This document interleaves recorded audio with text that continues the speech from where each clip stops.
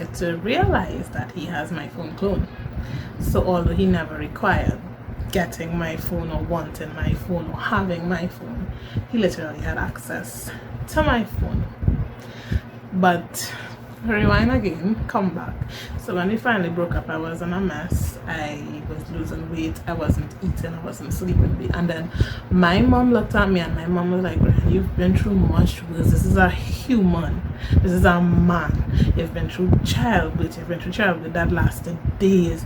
You have been through HIV scare, you have been through antiviral medication. It's a man, and even I couldn't understand it either.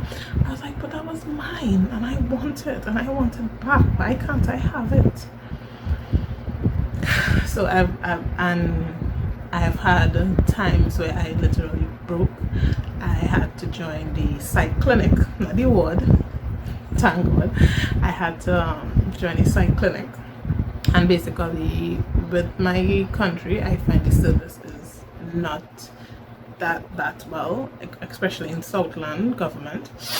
Mostly they'll try to put you on a medication to help stabilize your mood. They spoke about the potential of me being depressed and bipolar. I'm not refuting it because I have been carrying some rocks since I was little with the inadequacy of my skin, the way I felt. And it's quite possible. They put me on medications that made it worse. I had diarrhea, I had mood swings. I wanted to just sleep a lot. And then me about marijuana leaves.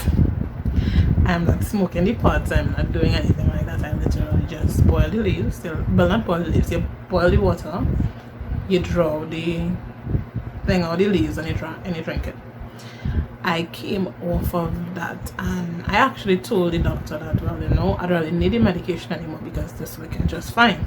I was probably just in a bad space. I really needed just a break from everything, and they was like, no, that's not clinically proven, you can't think. And honestly, I'm a bit concerned that I'm not surprised, but that they wouldn't endorse a natural remedy because they say it could make your situation worse, and studies show this, that, and the next. So I'm not here to encourage anybody who is on medication to start switching to holistic means, but my dad is a holistic person.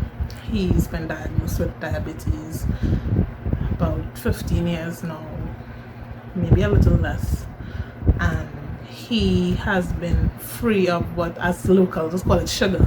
He haven't had sugar, which is called diabetes. He haven't in years, close to 10 years, because he just boil his leaves. He'll boil timari, he'll boil, but I think timari is a kind of stinging nettle. He'll boil moringa, he'll boil almost everything and take it. No, I'm not no big hippie holistic person. I will pop my Advil and my Aleve and my head pounding too hard and my answer and my toothache acts up. But I tend to lean more on the holistic means because while it takes longer to work, it works with much less side effects than traditional drugs. So I'm not a thing. Trust me, I use from both ends. I support pharmaceuticals and I support the natural means too. But the marijuana leaves did work for me. And then coming to see later down the line, I remember I had questioned my son because when we were separated, I began to realize he drew close to this other girl. She lives down here, but she's from the other part. If you're not Trinidad and Tobago, have two parts. She's not from the main part, she's from the other part. And I started to see him falling in love with her, and he kept denying it. I was like, I know you like her a lot, you care for her a lot. And it's hurting me literally seeing somebody fall in love in front of your face. And then my son would go out with him too when he going to meet the girl. And I don't know how he explained my son as what he would say as his son sometimes. He says his godson sometimes. Because my son met his relatives and I didn't even get a chance to fully meet them. So a day my son went and he was coming back. I like her. Let's call her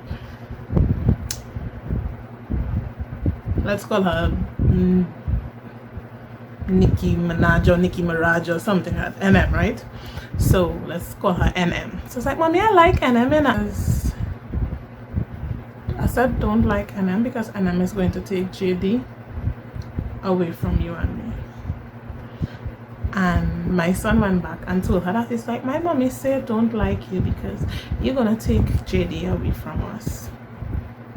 I didn't mean for that to go that far, but all I was saying is that I had to be with okay in us being together. I had to be okay with us just being friends, not to be okay with you falling in love in front of my face, and my child is part of it too. That's not fair. That's not fair in the least. So ultimately that led to our separation, our ultimate separation, where we didn't have much to do with each other. And he would still come and take JJ sometimes, but at this one time I questioned JJ about what had happened a day, but I call my son JJ in case I don't realize. I said what Olive was doing. He said, well, he went in a room with her and I was just out in the living room playing games, and I was asking him, and it so happened I sent that recording to my sister. And then one day I was on a video call with the same Miss G, who is the savior, who came and out of a hard time. While I was on a video call with her, that message was sent to him. So this is how he got caught. My phone was cloned. He heard the voice message in my sister's chat, and he sent it to himself. And then have the audacity to be like, how you could ask the boy so much questions and question him about my whereabouts. And I was like, how in the first place you get that? Because I was on a video call, so in case you don't know a video call, you're holding the phone up right here. How could a message be sent when you're holding and you're looking at the phone? And eventually things started to make sense. Usually when we would argue and stuff, he would be blocked on my phone. I used to feel like I was going crazy. I was like, because all these came into play when I started to realize, I was like, I didn't do this, I didn't block him. Why are you looking so suspicious? What's going on? Just to realize now that it was him all along. He had access to my phone, so he would block himself on my phone, and I couldn't get on to him. And sometimes he used to actually have the audacity to be like, oh, well, it's nice to see you finally unblocked me. It's like, but I didn't even block you though. But I couldn't prove anything then, so just out of spite, I played with that fun fact that I knew he had my phone cloned. So I pretended I was pregnant because I know he looks at my messages. So I spoke to my friends in real and told them what was going on. And I said, listen, just play along when I message. And I was like, and the day after, when I was like, well, I don't know if to try to keep it or to try to get rid of it or what to do. And like the day after, he video called me under the pretense of, you know, how your son, how he going, he want to spend time with. I said, no. He said, you have anything to tell me? I said, no. He said, you sure? I was like, yeah. I said, you have something to tell me? He said, no. He said, I see like he had looked at some purchase online, apparently out of his Amazon account. I look at a pregnancy pillow on purpose. And I was like, no. He said, so in 7 months you'll have nothing to tell me? I said, nope. In 7 months I will have nothing to tell you. And after that, he was so bold-faced and was so clueless. He got so upset that he blocked me on what he came into my phone again and blocked himself on WhatsApp, but he still had access to my WhatsApp. So what I did was factory reset my phone that he no longer had access to it. But yeah, every time I was pregnant, I make sure and get back at him. He was feeling completely hopeless that he was having a child and would have no impact, but I wasn't pregnant. But I kind of toyed with him because he toyed with me, and this is me. This is why I'm trying to get people to see. I could have gotten him fired. Now, firefighter is his dream job. He always wanted to be a firefighter. He said, well, it's for you, it's for you. God knows it's for you, and nobody could stop it. So if I continue, if I had went, and because he was the one that cloned my phone, if I had gone to the police, usually when you go to the police, it's basically out of your hands. The police could choose to prosecute or to pursue the matter, even if you don't want to, which would have led him in front of the tribunal. That I think they usually go in front of a tribunal because it's public service. You're a firefighter, and he could have lost his job. And I thought of all of that before I did it, and I was like, you know what? If he has to get his, he will get his. It wouldn't be me. I am not going to make you miserable and make you lose your dream job. You could keep that. I'll just work on me, and I will work on never allowing myself to be in this situation ever again. So this episode a little longer, it might be close to about 40 minutes or so, because I'm going to show little videos in between of kind of my recovery process. But some things I want you all to take away: I'm not trying to downplay medication for mental illness. It's possible I might have really been depressed, and I had bipolar 2, but as the doctors in the clinic told me, they said more than likely I just need counseling, which is just somebody to talk to. But because of the COVID and the restrictions and stuff, it was early on in COVID, like before we went into a complete state of lockdown. But it's still hard for people to get the counseling in it because they're doing everything virtual now.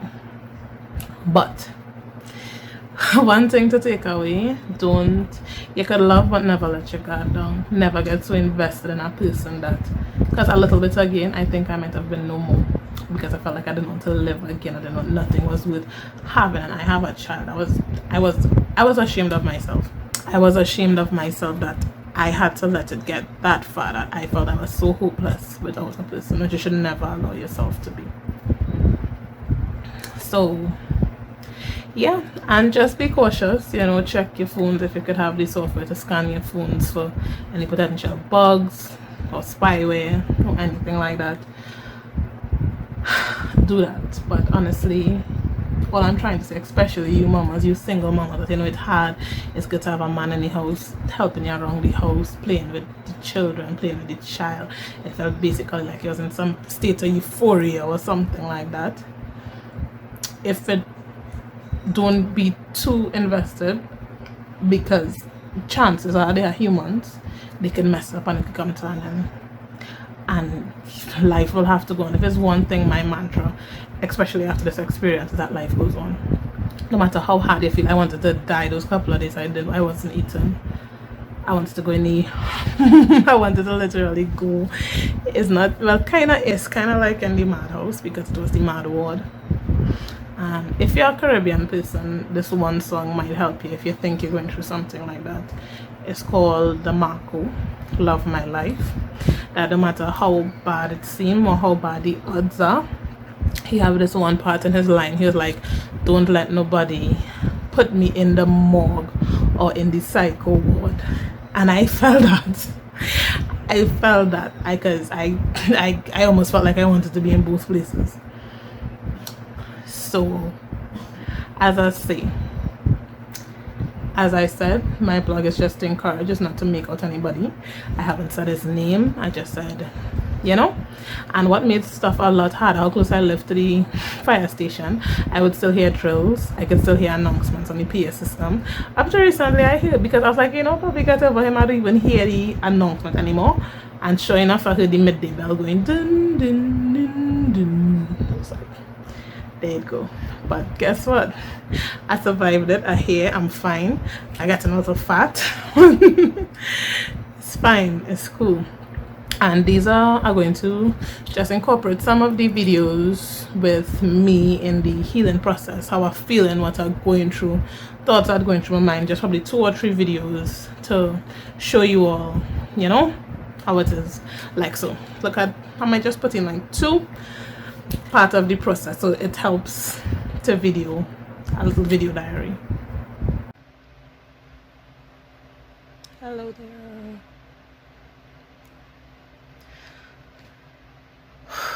I'm sad. I'm dirty. Probably should go on bed. But this is the part. Everybody say this is part of it. Feel hopeless, feel stressed, feel sad, cry. Sometimes I feel like I'm out of tears. I don't know if that ever happened to anybody else, but honestly think I'm out of tears. Unless an emotional memory hit my heart enough, and now backup supply of tears come out. Oh. Anxiety and hurt is the worst part. Right there.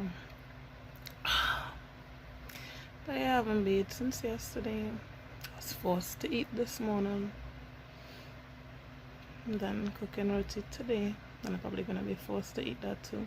Mind you, I usually love roti, love my Indian heritage, love Indian food, love Indian delicacies, but I don't have an appetite.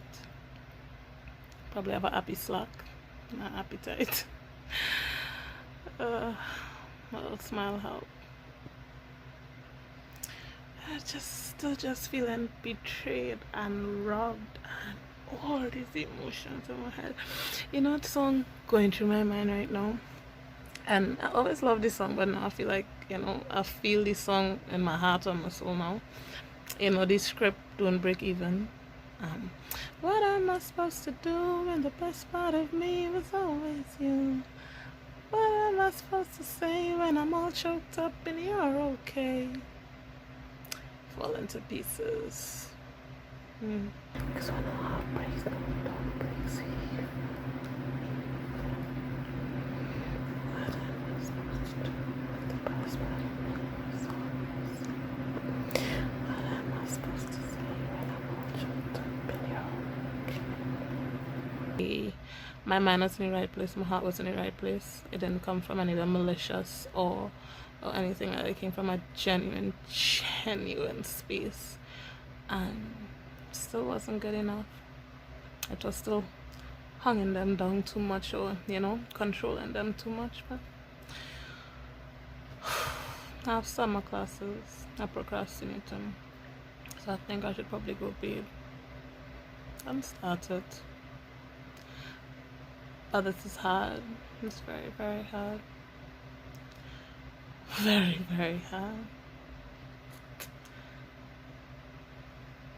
Got to stop. Life goes on.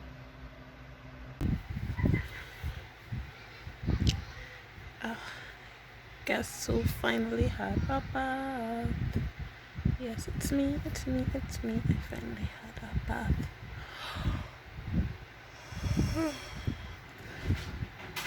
Felt okay. Still very sad.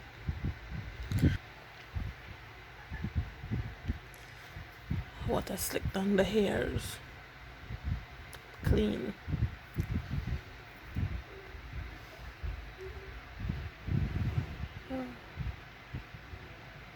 This too shall pass. I'll be honest, it's very, very difficult to believe that right now, but this too shall pass. I leave a hole or a bump or something.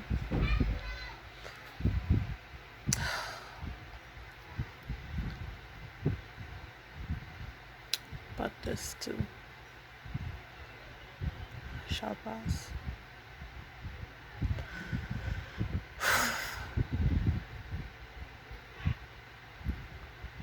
Unbelievable.